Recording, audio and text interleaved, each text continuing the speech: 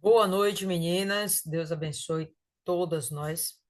Estamos aqui reunidas mais uma vez, buscando aprender mais de Deus através da Sua palavra. Hoje estamos no livro de Jó, estamos no capítulo 35.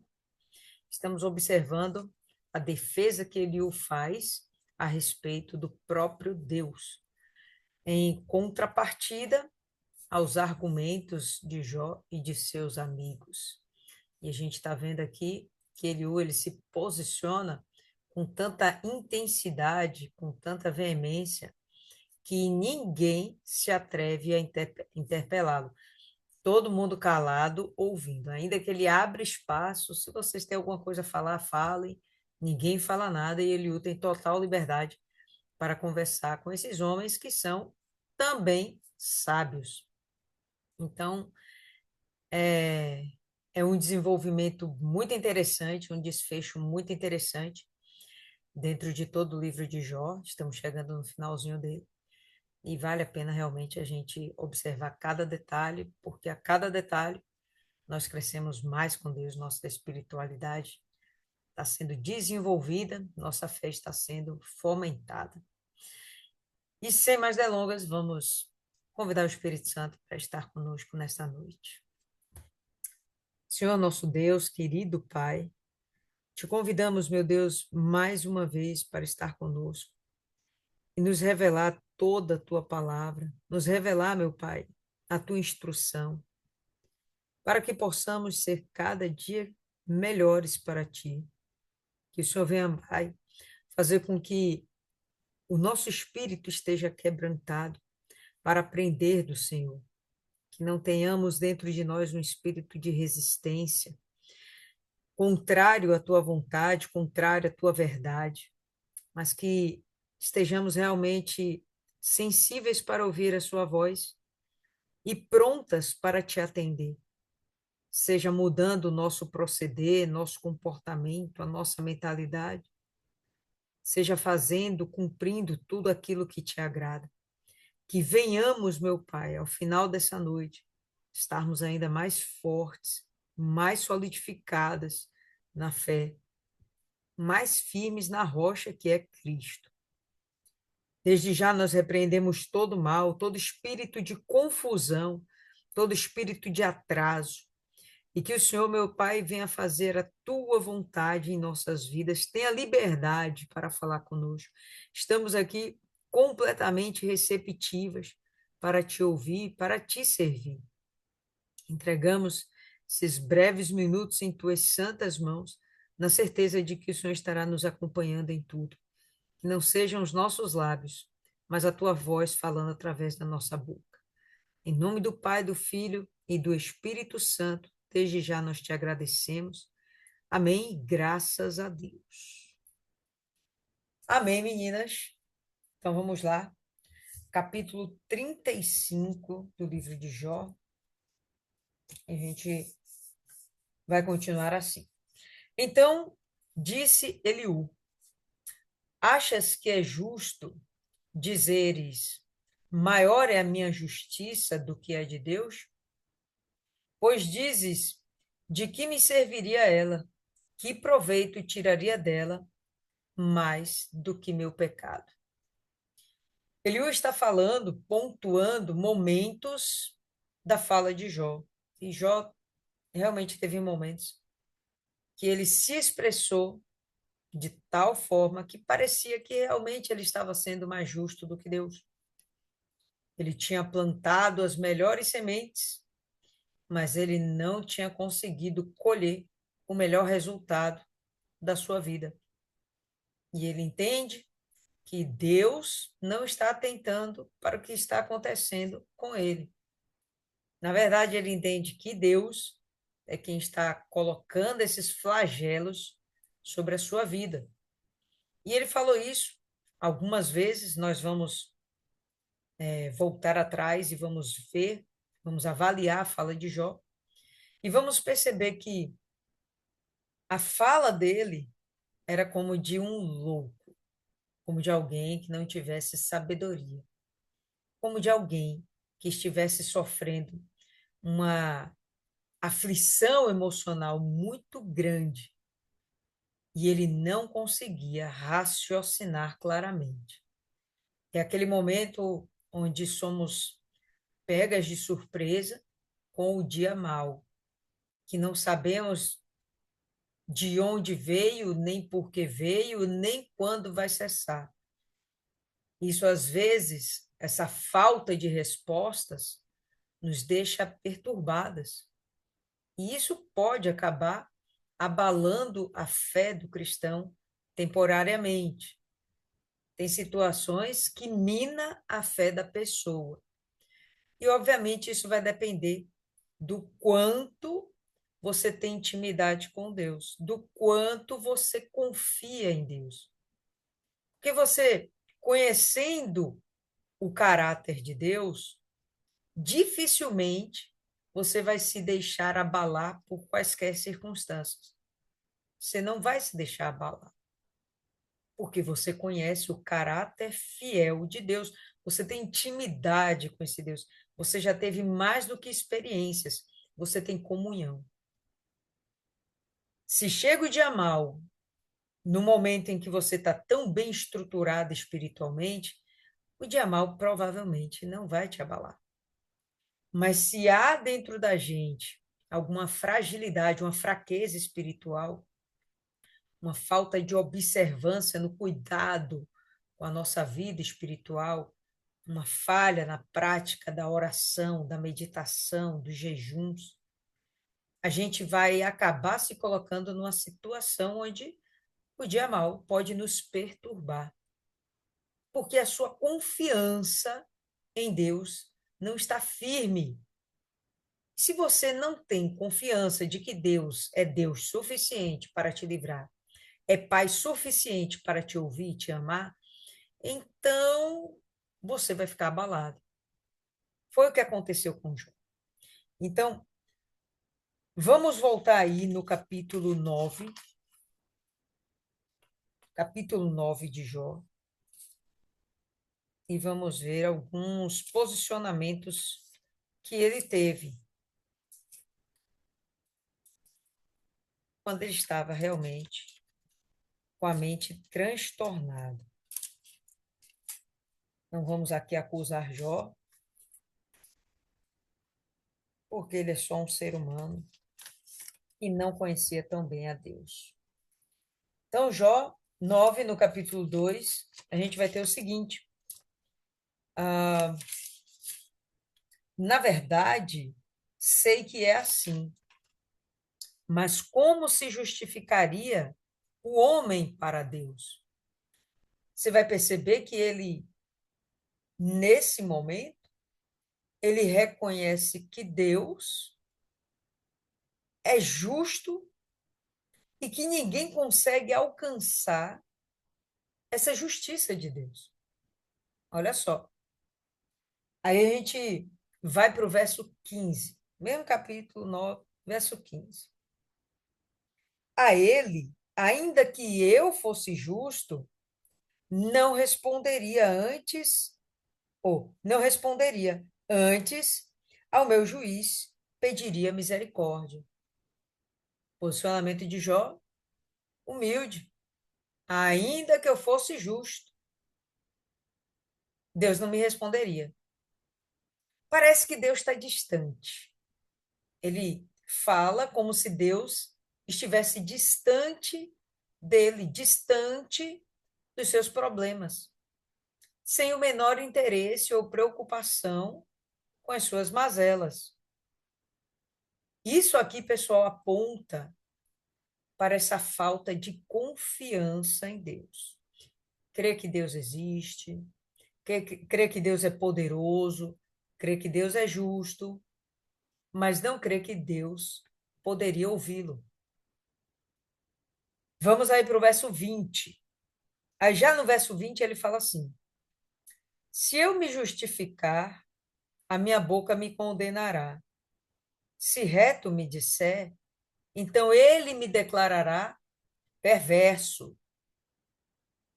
Embora eu seja inocente, não levo em conta a minha alma.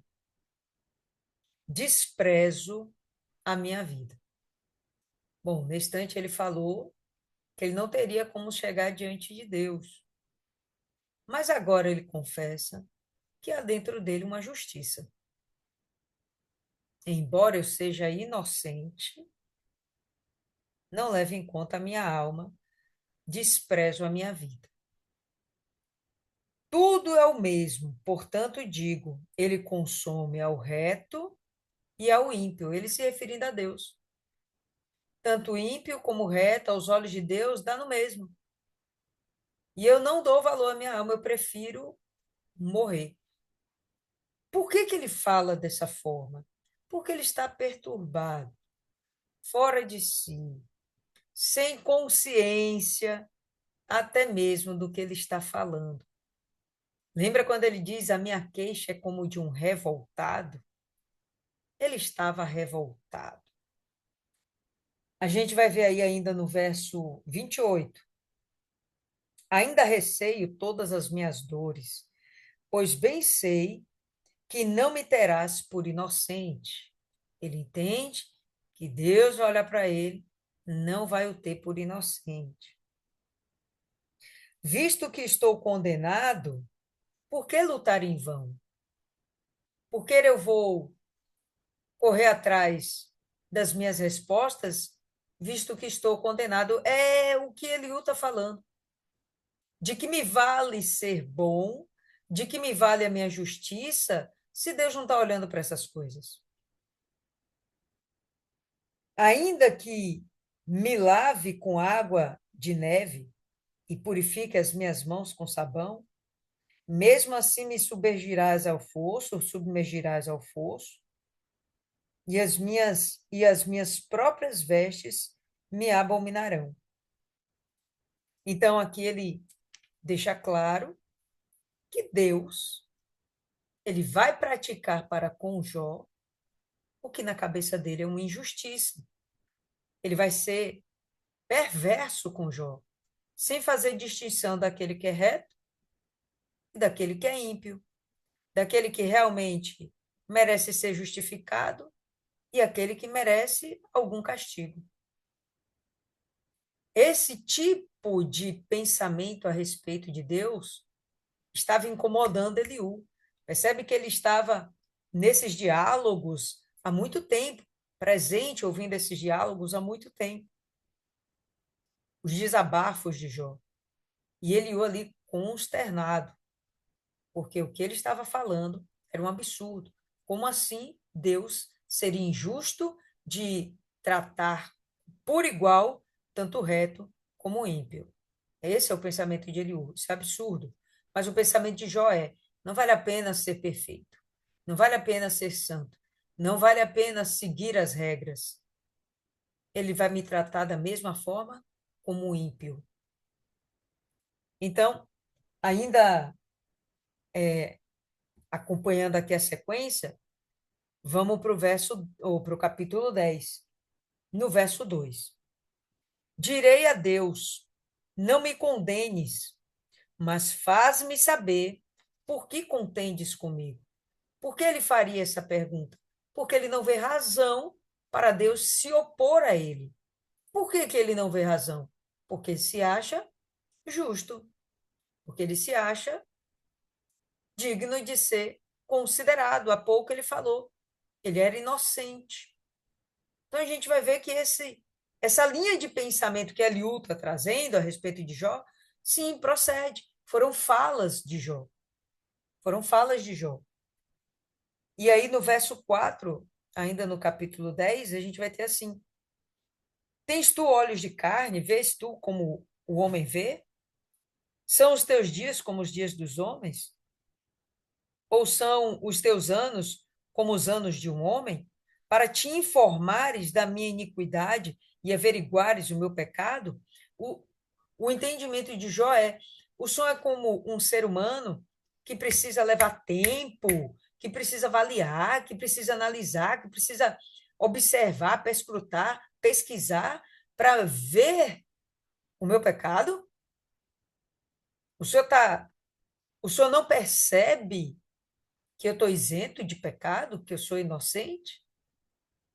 O Senhor é como o homem que condena imparcialmente, ou melhor, parcialmente. Então, ele está fazendo essa comparação. Isso realmente não é legal de se falar a respeito de Deus. Não é justo falar isso a respeito de Deus, né? Ele vai continuar. Bem sabes que não sou ímpio. Todavia, ninguém há que me livre da tua mão. O Senhor sabe que eu não sou ímpio e o que o Senhor está cometendo para comigo é uma injustiça. Dá para vocês perceberem isso nesses textos? Que o que ele o fala não é de todo errado a respeito de Jó, né? Ele realmente condena essas falas e, pelo jeito, ele está realmente ali há muito tempo observando as tolices que saem da boca de Jó. Mas vamos lá, pessoal. Jó está emocionalmente perturbado. Espiritualmente, a gente percebe que ele não tinha intimidade com Deus. Você vê que ele quer chegar junto de Deus, mas ao mesmo tempo ele não acredita que Deus se achegasse a ele. Hoje, qual de nós aqui teria um mínimo de dúvida de que você abrir a boca e falar com Deus, Deus não estaria te ouvindo? Qual de nós? Nós temos a certeza de que Deus está sondando os nossos pensamentos, Deus está vendo as nossas intenções. Você percebe que Jó não tem essa comunhão, essa conexão com Deus. Ele servia a Deus, ele adorava a Deus, ele reconhecia Deus, ele considerava Deus. Mas ele não acreditava que Deus o considerasse. E quando veio as mazelas sobre ele, aí ele tinha certeza de que Deus o rejeitava. Praticamente Deus o odiava. Quantas vezes a gente ouviu Jó dizendo: como é que o Senhor me vê como. Por que, que o Senhor me faz como seu inimigo? Você ama o inimigo? Normalmente se odeia o inimigo, não é? Então ele entendia que Deus o odiava. E essas conjecturas de Jó a respeito de Deus chegam a ser heresias. Quando a gente vai ver lá o significado de heresia, a gente vai perceber que heresia é imputar a Deus algo que não lhe pertence. Colocar sobre Deus uma qualidade, uma característica, uma ação que não veio dele, veio do seu oponente real, que é Satanás. Quando a gente faz isso, a gente comete uma blasfêmia. Isso é uma blasfêmia. Dizer que Deus fez algo que foi Satanás que fez, ou dizer que Satanás fez algo que foi Deus que fez. Então, tirar o mérito de Deus, a honra de Deus e dedicar isso a outro, isso é uma blasfêmia. E era isso que Jó estava fazendo aqui, blasfemando, acusando Deus das injustiças que ele estava sofrendo. Era injusto o que ele estava sofrendo? Completamente injusto. Mas a culpa era de Deus? Bom, ele não sabia que era do diabo, né? E, enfim, ele vai insistir, por muito tempo ele insiste em acusar a Deus. A gente vai perceber Jó, ao longo do tempo, se quebrantando. Isso aqui são os diálogos iniciais de Jó. Mas a gente percebe que ao final dos seus diálogos ele já começa a se quebrantar mais, ele já começa a ficar mais humilde, parece que a fé dele começa a se despontar mais, mas de fato há uma falta de confiança da parte de Jó para com Deus. Há uma falta de confiança. E isso é que deixa o cristão débil. Se você não confia que esse Deus pode te atender, realmente a sua fé sempre vai andar mancando. Uma hora você está em alta, outra hora você está em baixa. Quer dizer, você não, né? Lá ele. Então vamos lá, voltando aí para o capítulo 35. Então, Pois dizes, né, de que me serviria a justiça, minha justiça, que proveito tiraria dela mais do que meu pecado? Porque se eu tenho justiça, eu estou sofrendo, eu pecando, eu estou sofrendo, eu ficaria sofrendo, então, tanto faz, não há proveito para mim na minha justiça. Eu te darei resposta a ti e aos teus amigos contigo, né? Eliú falando para a pergunta retórica que ele fez, que foi algo que o próprio Jó falou no passado. Então, eu te darei resposta a ti e aos teus amigos contigo. Atenta para os céus e vê, contempla as mais altas nuvens, que são mais altas que tu. Povo lindo, houve um momento em que o próprio Deus mandou alguém olhar para o céu. E esse momento, quando a gente realmente para e contempla a grandeza que é, o infinito que é o céu, a gente pode ter uma pequena noção do infinito, da grandiosidade, do poder, do brilhantismo, da criatividade, da maravilha que é Deus, observando uma das suas maiores criações, a sua primeira criação, que foi o céu. Dá uma olhada em Gênesis, no capítulo 15, rapidinho aí, só para a gente ter noção do que Deus quis fazer quando mandou alguém olhar para o céu.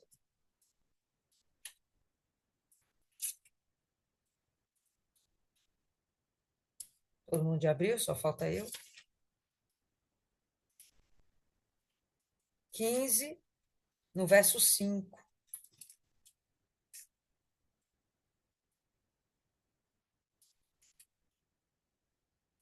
Ok? E olha só que interessante. A gente vai ver esse diálogo aqui de Deus com Abraão. Então, Gênesis 15, verso 5. Então levou para fora e disse: Olha agora para o céu, conta as estrelas, se é que as pode contar. Então lhe disse: Assim será a tua descendência. Quando o próprio Deus chamou Abraão para olhar para o céu, contar as estrelas, ver a grandeza daquilo ali. Não tem como o homem dar conta, né? Nem da dimensão do céu, nem do número de estrelas, enfim, da beleza dessa criação, da criatividade de Deus, o exagero dele, né? A sua perfeição.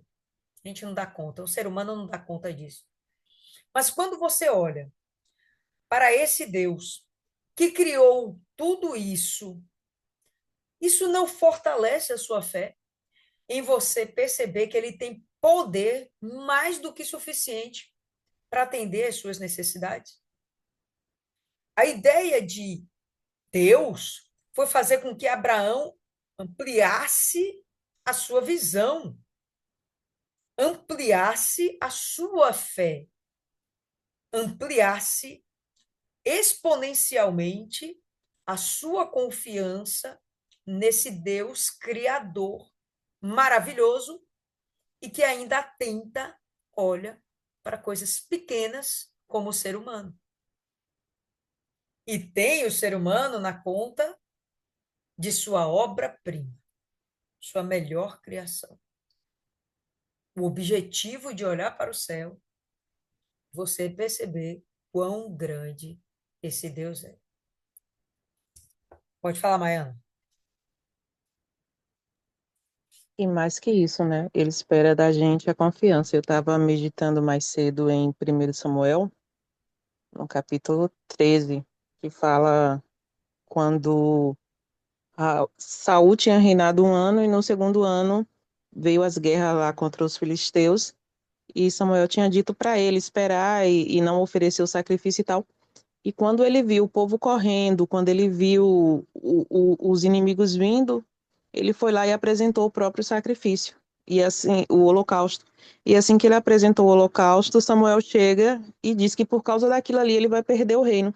Ele não perdeu o reino porque Deus tinha duas palavras, ou voltava atrás. Ele perdeu o reino simplesmente porque ele não confiou em Deus. Samuel disse que vinha dentro de 7 dias.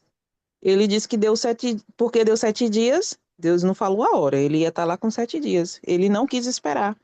É, o medo causa essa cegueira. E é normal a gente sentir medo. O que não é normal é a gente deixar o medo nos influenciar a tomar atitudes que vai fazer com que a gente se arrependa depois, porque foi isso que aconteceu tanto com Jó quanto com Saul.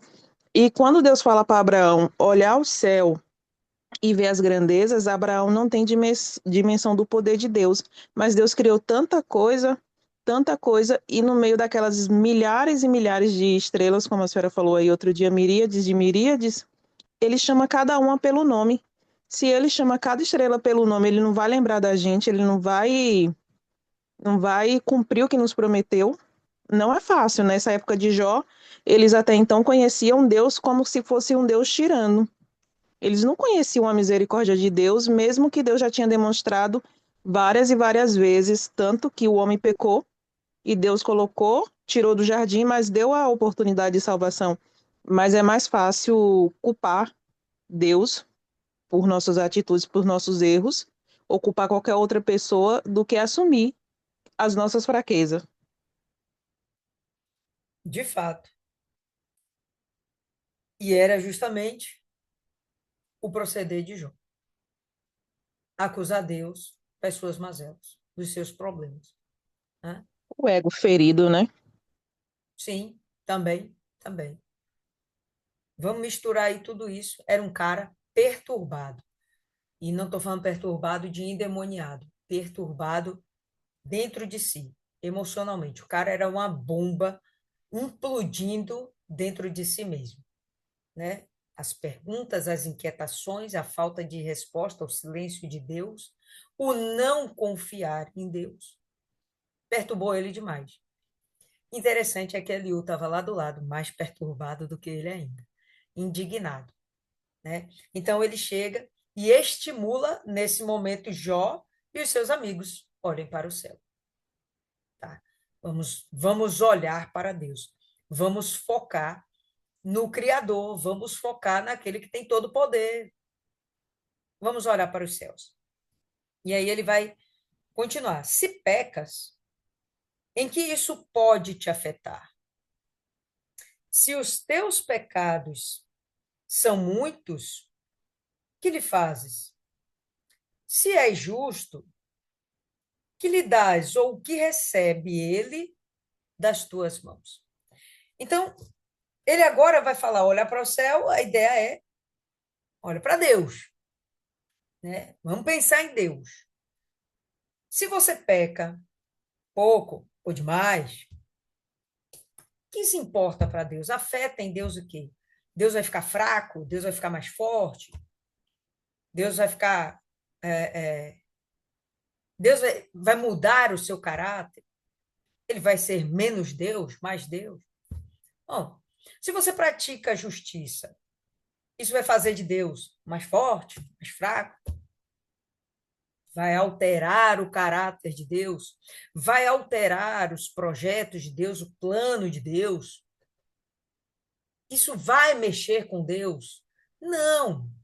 Sua justiça ou sua injustiça, ela vai ferir ou vai abençoar você e os demais que estão em seu redor. Agrada a Deus que sejamos justos. Mas o fato de nós sermos justos, isso não presenteia a Ele. E eu não vou conseguir galardoar a Deus com a minha justiça. Eu não vou conseguir acrescentar, eu não vou tirar de Deus nada com o meu pecado. Não vou fazer dele menor. Então, essas coisas, elas vão mexer comigo, no âmbito da minha humanidade, juntamente com os outros seres humanos em meu redor. Mas a minha pequenez não vai interferir em nada com a grandiosidade desse Deus. Não vai interferir em nada. Então, no verso 8, ele vai dizer: a tua impiedade fará mal apenas a outro homem como tu, né? Se eu roubar, se eu matar, eu vou estar prejudicando outra pessoa. Se eu mentir, vou estar prejudicando outras pessoas. Então, minha maldade, minha impiedade, não vai afetar Deus. A tua justiça e a tua justiça só aproveitará os filhos dos homens.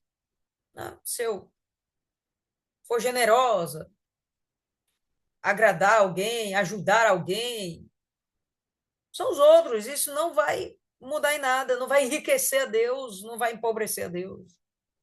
Né? Então, Eliú, ele está dizendo isso, defendendo de que Deus é imutável. E a nosso pecado, a nossa justiça, não muda quem Deus é. Não vai fazer diferença no caráter de Deus, no poder de Deus, em quem Ele é, na essência de Deus. Por causa das muitas opressões, os homens clamam. Clamam por socorro por causa do braço dos poderosos. Nesse momento, Eliú está se referindo ao próprio Jó. As pessoas, nas suas aflições, nas suas perturbações, clamam a Deus. Por causa das muitas opressões, os homens clamam. Clamam por socorro por causa do braço dos poderosos. Se a gente pensar que há um poderoso sobre Jó, quando a gente pensa nos poderosos, a gente pensa em alguém, homens maiores do que a gente e que podem nos afetar. Podemos citar os inimigos que invadiram as terras de Jó, levaram seus bens, suas posses, seu rebanho, mataram seus servos. Eram mais poderosos do que Jó, ao ponto de poderem afligir a Jó alguma dor. Aconteceu. Essas dores que Jó sofreu fez com que ele gemesse, clamasse. Ok, ok. A gente já viu isso em vários momentos. E Eliú está dizendo, a aflição do homem faz com que ele gema, faz com que ele clame, por causa da opressão alheia. Opressão alheia. Não é opressão divina. Opressão dos homens. Outros homens causando dores a outros homens. Ninguém, porém, diz: onde está Deus que me fez, que me inspira cânticos durante a noite, que ensina mais a nós do que os animais da terra e nos faz mais sábios do que as aves dos céus? Eliú está falando de um Deus que cuida com tanto amor do ser humano que o torna capaz. Deus criou toda a carne, as aves do céu, os animais da terra. Ele, dentro deles, tem espírito de Deus que dá vida. Mas Deus cuida, ensina, tem o zelo com o homem. O homem é capaz de aprender de Deus e criar coisas. Criar os animais, não. O máximo que eles aprendem é a sobreviver, instinto de sobrevivência. O homem vai além disso. O homem não cria só para sobreviver. Tem coisas que o homem faz por capricho, por vaidade. O homem tem essa capacidade. Deus deu essa capacidade. Deus inspira canções, um cântico novo. Deus fala com a gente, com o ser humano, e coloca dentro da gente um espírito de adoração, de adorador. Deus, ele espera que nós tenhamos esse envolvimento espiritual com ele, que nós venhamos desenvolver o nosso intelectual também, que em todos os sentidos venhamos manifestar a sua própria imagem e semelhança. Ele vai defender que se o homem buscar a Deus, vê que ele faz essa pergunta, Quem é que pergunta, cadê Deus? Cadê esse Deus que me inspira? Cadê esse Deus que me ensina? Cadê esse Deus que me faz crescer? Se a gente busca Deus para ter um relacionamento com Deus, é uma coisa. Isso vai acrescentar a nossa fé, isso vai desenvolver confiança, né? Essa intimidade vai desenvolver confiança. Pensa aí na pessoa que você mais confia na sua vida. Provavelmente é uma pessoa que você tem uma grande intimidade. Sua mãe, seu pai, um amigo, seu marido, sabe? Alguém muito próximo. Essa pessoa você confia. Esse nível de intimidade, Deus espera ter com a gente. Então, ele fala: ninguém diz, porém, onde está Deus que me fez? Eu quero buscar a Deus, eu quero conhecer a Deus, eu quero entender esse Deus aí, que me fez e me fez para ser diferente do resto da criação. Me fez para desenvolver minha espiritualidade, me fez para que eu o adorasse. Me inspira cânticos durante a noite. Me ensina que ensina mais a nós do que os animais da terra e nos faz mais sábios do que as aves dos céus. E toda a criação de Deus, ela é especial. Tão especial que ele fez tudo diferente. Tem um patinho que sabe nadar, tem a águia que sabe voar, né? Sabe, cada um com sua especificidade. Ele teve cuidado, ele parou para pensar, para projetar. Todo ser vivente são especiais, mas o homem, a imagem e semelhança dele é mais que especial. E cadê o homem buscando conhecer a Deus? Cadê o homem buscando a Deus? Olha só como ele vai desenrolar isso aqui. Ele não responde quando os homens clamam por causa da arrogância dos maus. Certo é que Deus não ouve os gritos vazios, nem atenta para eles o Todo-Poderoso. Se a pessoa está lá clamando, gemendo, só porque foi oprimida, né, foi maltratada por outro ser humano, perdeu um ente querido, assassinado, uma coisa absurda, né? Ah, foi roubado aí no rombo no INSS, está lá chorando das pitangas, e perdeu dinheiro, alguém mais espertinho foi lá e roubou ele. Então, as aflições que os homens tenham nessa terra, aflições causadas por outros homens, esse gemido que sai de dentro desse aflito, Deus não ouve. Não, mas como assim Deus não ouve? Deus não atende o aflito? Percebe que ele está fazendo um contraponto? Ele primeiro falou das pessoas que gemem e clamam por causa do seu opressor, mas não buscam a Deus. Esse grito vazio não é um grito que vai imbuído de fé, não é um clamor que vai imbuído de fé. Deus me ajuda porque eu só tenho a ti. Não é isso. Não é, Deus, eu estou sofrendo. É diferente. O senhor não está me vendo? É diferente. A expectativa de Eliú era que Jó ele buscasse a Deus com conhecimento de causa. Olha, Deus é um Deus que responde. Confia. Basta você manifestar a sua fé. Mas esse homem que não busca essa intimidade, que ficou perturbado pelos seus problemas, esse homem acaba se perdendo, a sua fé fica abalada. E aí, Deus não vai ouvir os seus gritos vazios. Verdade é que até aqui, Deus não respondeu nada a Jó. Fala, Maiana. Já dizia Ti, né? A ira do homem não produz a justiça de Deus. E ele, além de irado, ainda estava fazendo birra.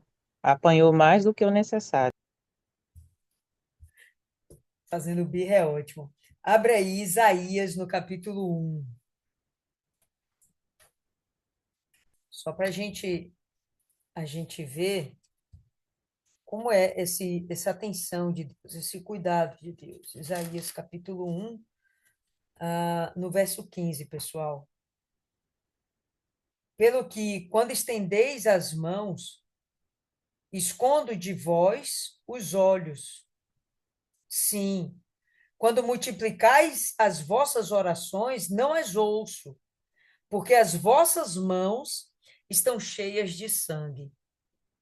Esse sangue que ele cita aqui em Isaías é o sangue dos sacrifícios que eram feitos a outros deuses. Por que eles estavam sacrificando a outros deuses? Porque não confiavam mais no seu Deus. Precisava buscar em outro Deus.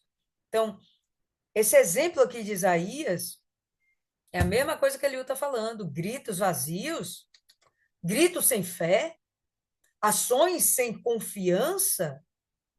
Então, aqui em Isaías é um momento onde Israel está sendo repreendido justamente porque deixou de adorar o seu único Deus. Passou a adorar outros deuses. Abre aí um pouquinho mais na frente em Jeremias, no capítulo 11.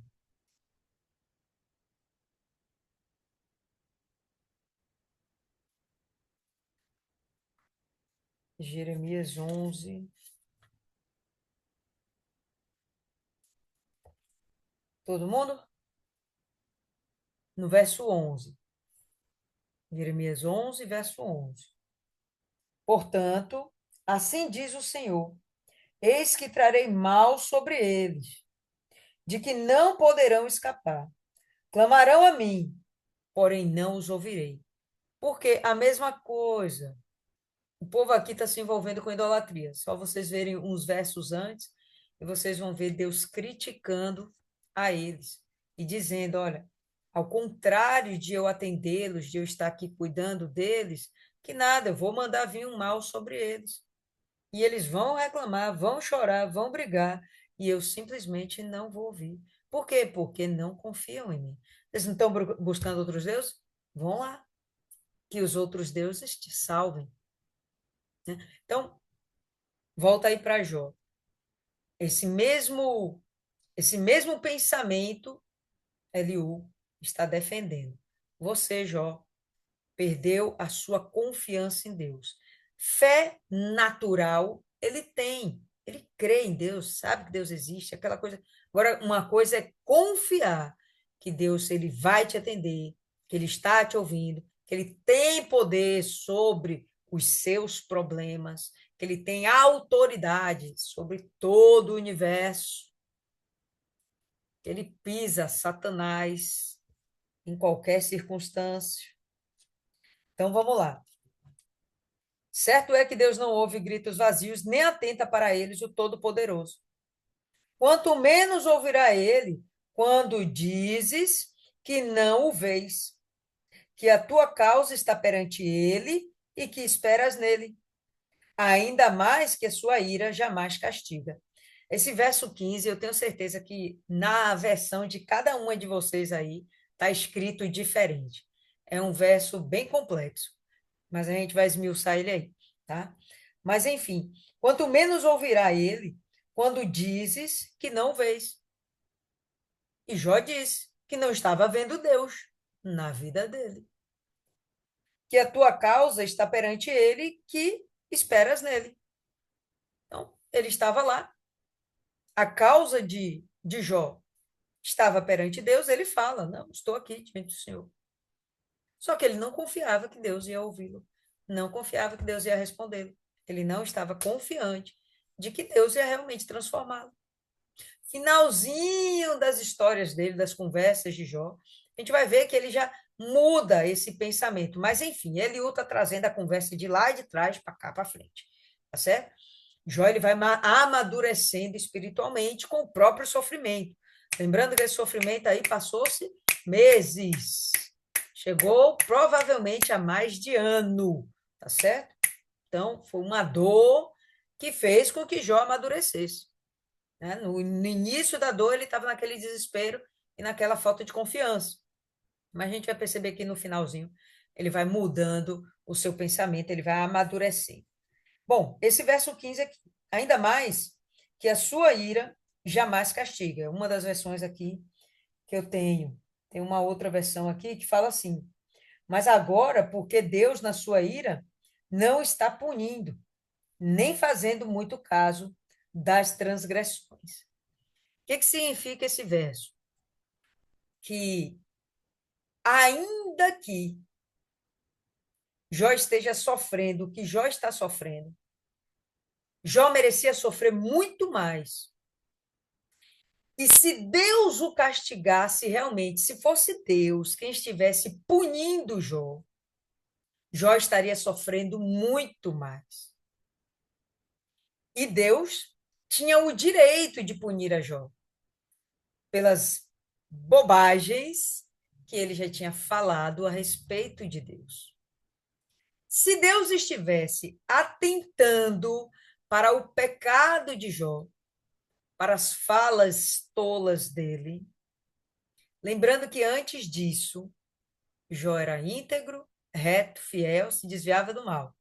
Então o cara era perfeito. Mas depois que a aflição começa a lhe consumir, Jó se torna um pecador costumais com as palavras. Como assim? Acusando Deus de coisas que não eram justas. Então, Eliú vai dizer: rapaz, você não está nem sofrendo, porque Deus não está nem olhando para o seu pecado. Porque se Deus estivesse fazendo caso do seu pecado, se Deus estivesse fazendo caso das suas transgressões, aí sim você ia ver o que era dor. Você não está sofrendo nada. E Jó estava desgraçado na vida, né?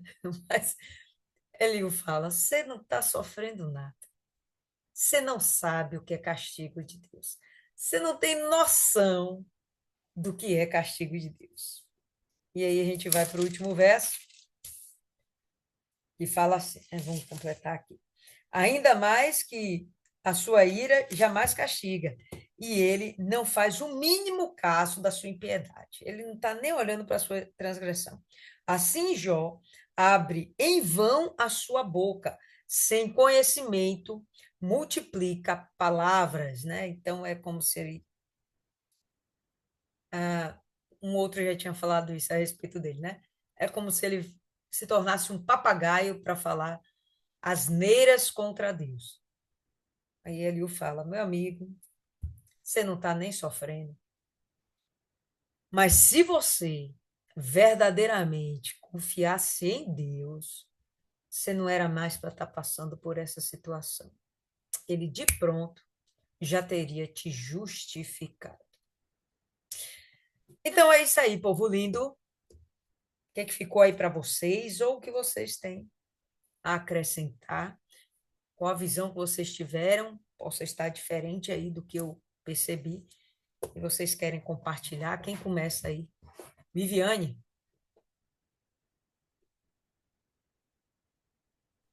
Boa noite. Boa Boa. noite, dona Lília. Boa noite, meninas.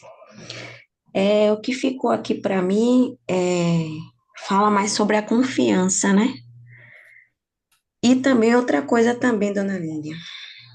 Jó, ele não conhece a Deus. Porque se ele conhecesse, ele não teria essas coisas que acontecem com ele, né? Os porquês. Que nessa quarta-feira o pastor até adiantou, falou de Jó. Aí no finalzinho, ele falando, né?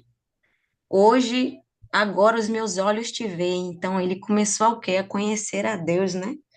Então, o que deu para entender é isso, né? Eu não acuso o Jó, não. Eu não acuso o Jó, não, gente. Meu entendimento é esse. Eu não acuso ele. Ele tem um sofrimento dele, tem uns porquês dele. Ele não sabe o porquê ele está passando por isso, né? Aí ele está falando que é Deus, porque ele não conhece a Deus, o caráter de Deus, que Deus é bom, Deus é íntegro, Deus é maravilhoso, magnífico, soberano. Ai, aconteceu até um milagre comigo hoje, só que eu não posso contar. Oxe, oxe, oxe, oxe. Como Eu não, assim? eu não posso contar, não, gente. Depois eu conto.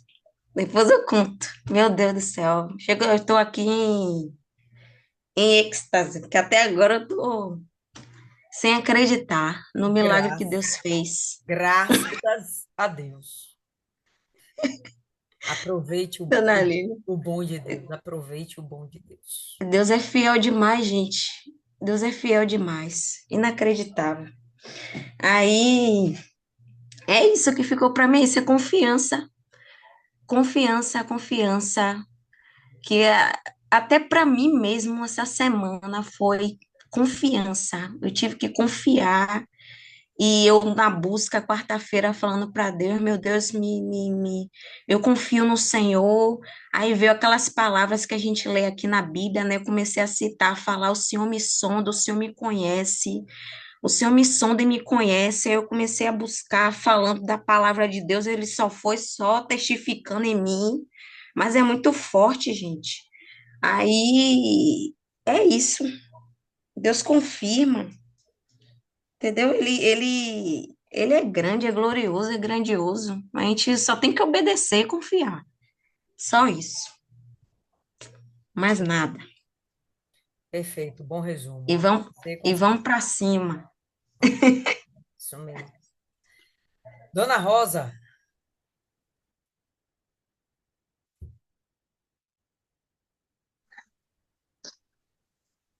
Boa noite, pessoal. boa. Bom, é bem isso mesmo que Viviane falou. É a confiança. Acho que Jóia, ele não tinha essa intimidade que ele achava que ele tinha com Deus, por ele ser justo. E ele perdeu essa confiança no momento que a tribulação recaiu sobre ele. E aí ele perdeu tudo, né? Perdeu o entendimento, ele se fixou apenas no problema e nas tribulações que estavam acontecendo com ele. E ele se perdeu um pouco de Deus. Eu também não condeno Jó, porque na hora dessa situação, se a gente não tiver a nossa fé com bases fortes e não tiver uma confiança de verdade em Deus, a gente pira, a gente pira. A gente fica vivendo só aquela tribulação e não consegue enxergar.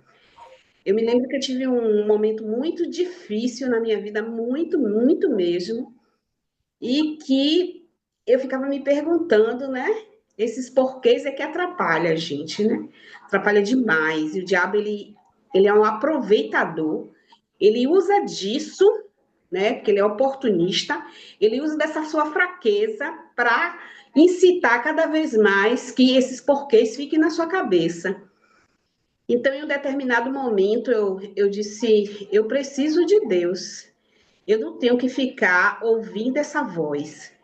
E aí eu passei a ir para a igreja de manhã e de noite. De manhã e de noite, porque eu precisava me encher dele. E tinha momentos que eu não conseguia, e eu dizia: não, eu vou até o fim, eu vou até o fim. E foi a partir daí, né, que a gente começa a se encher da palavra de Deus, e que é como se fosse uma restauração da sua fé. E Jó, ele se perdeu muito, porque ele ficou o tempo todo preocupado no que ele estava vivendo, que ele poderia ter se livrado muito mais rápido se ele fosse atrás de Deus pela misericórdia, esquecesse de ficar perguntando por que estava acontecendo, se ele era um homem justo, né? Porque a justiça de Deus ela é soberana, e ele ficou preso na justiça dele. E aí foi por isso que entrou nessas tribulações todas, e ele viveu muito tempo isso, desnecessariamente, porque poderia ter diminuído todo esse sofrimento se ele se curvasse a Deus. Ele fala muita coisa aí que realmente ele está certo, mas em determinado momento também ele não faz avaliação de que Jó era um homem justo. Ele classifica como que Jó tinha iniquidade, e por causa dessa iniquidade ele estava passando por tudo isso. Mas eu acredito que a confiança, ela é tudo, é tudo.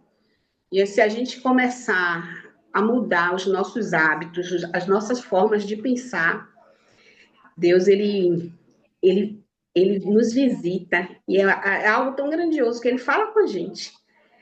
Ele fala, as pessoas falam, Deus falou, Deus, se você for aquela pessoa que você observa cada passinho de Deus na nossa vida, a gente vai vendo como é construída, como a gente está se construindo perante Ele. E Jó, eu sei que vai chegar em determinado momento que ele vai cair em si. Mas no momento em que ele perdeu tudo, ele entrou em desespero. Ele esqueceu do Deus que ele estava servindo. Acho que é isso. É por aí mesmo. Esqueceu mesmo. Esqueceu. Ficou perturbado, velho. O copinho do Pinho, cadê? Nem aparece direito aí. É, ganhei. É, bom, vamos lá. Mais uma contribuição aqui e aí a gente encerra por hoje, beleza? Dona Cida, voz aí da experiência, da sabedoria.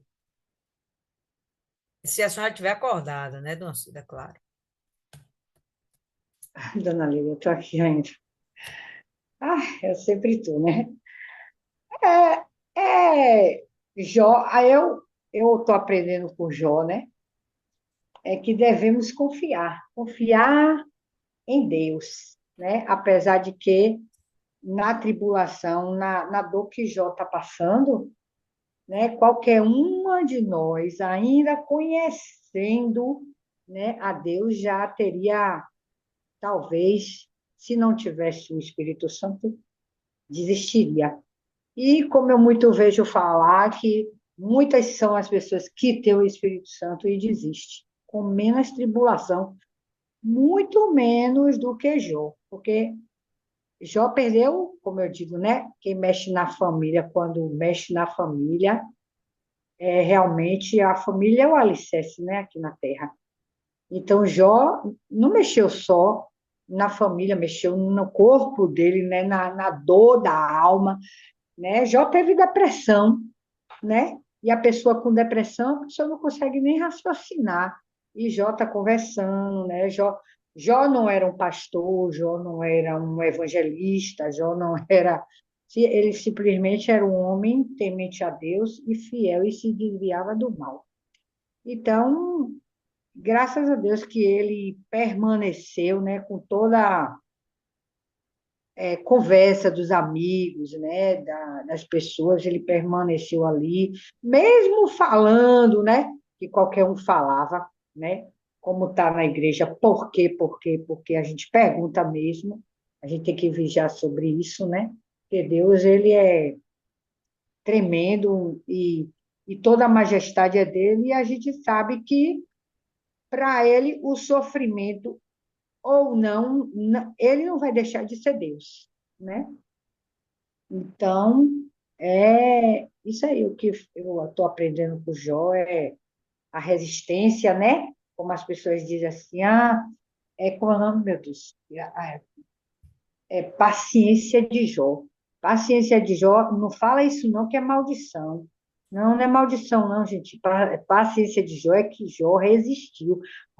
Jó era resistente. Então, que o Senhor me dê a paciência que Jó teve em chegar até o fim e aí acordar e ver que o Senhor é bom, né? Isso é que fica para mim. Eu fico aqui viajando em Jó. Paciência é fruto do Espírito Santo, né? É isso aí. Isis, você faz a oração final, por favor? Eu estava escrevendo no chat. Ah, Não, Dona Cidinha queria ter paciência de Jó. E ainda ouvindo verdades de um menino, de uma pessoa mais jovem, é para adicionar sofrimento à vida do cabra. Não, nunca faço para já, não, viu? Vamos orar. vamos. Senhor meu Deus, eterno Pai, Pai maravilhoso, misericordioso, obrigada, Senhor. Obrigada, meu Deus, mesmo que eu viva 1000 anos e te agradeça Senhor todos os Espírito momentos. Santo, em nome do Não, Senhor Jesus, te não serei agradecemos. capaz, Pai, de te agradecer o Obrigada, meu suficiente. Deus. Obrigada, Mas obrigada por esse dia obrigada, meu maravilhoso, por essa Deus. semana Obrigada. maravilhosa, por a gente poder sentir, Pai, a tua presença, a gente poder ouvir a tua voz. E o Senhor nos ensina, nos exorta, o Senhor nos protege, nos abençoa. Obrigada, meu Pai, porque o Senhor é fiel. Mesmo nós não sendo nada, menos que nada, o Senhor nos ama pelo que nós somos, do jeitinho que cada um de nós somos. Guarda cada uma das minhas irmãs na fé, reveste elas de todo entendimento, toda a sabedoria que vem de ti, Pai, e nos usa conforme a tua vontade, para que a gente possa abençoar outras pessoas. Nos dá uma noite de paz, e só peço que o Senhor seja conosco, porque sozinhas a gente não consegue, Pai. É isso que eu te peço e te agradeço, já com a certeza da vitória. Amém.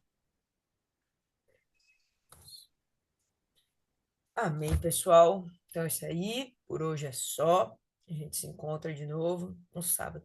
Vou parar de ficar falando essas coisas. Quando eu falo que a gente se encontra de novo, às vezes dá uma zica e a gente não se vê. Mas, enfim, até a próxima meditação. Deus abençoe a todos.